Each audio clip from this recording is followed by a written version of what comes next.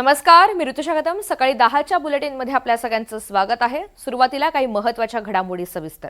अजित पवार यांच्या विमानाच्या पहिल्या लँडिंग दरम्यान दादांच्या फोनला रेंज आली आणि दादांनी त्यांचे चुलत पुतणे श्रीजित पवार यांना फोन केला.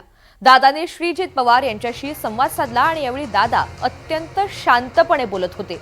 कुठेही पॅनिक परिस्थिती दिसत नव्हती. श्रीजित यांनी 8:19 त्यांना मेसेज केला आणि यानंतर बरोबर 8:37 दादांशी फोनवर बोलणं झालं. यानंतर विमानानं दुसऱ्यांदा लँडिंगचा प्रयत्न केला आणि 8:46 विमान कोसळलं. त्यामुळे अजित पवार यांचा फोनवरील शेवटचा जो काही संवाद झालेला होता तो आता समोर आलेला आहे.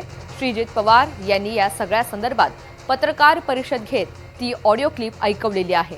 नेमका तो काय संवाद होता आपण पाहूया. मला माहिती नसतं, काही नसतं, काहीतरी आम्ही पण सगळ्या जाती धर्माला बरोबर घेऊन जातो बाळा.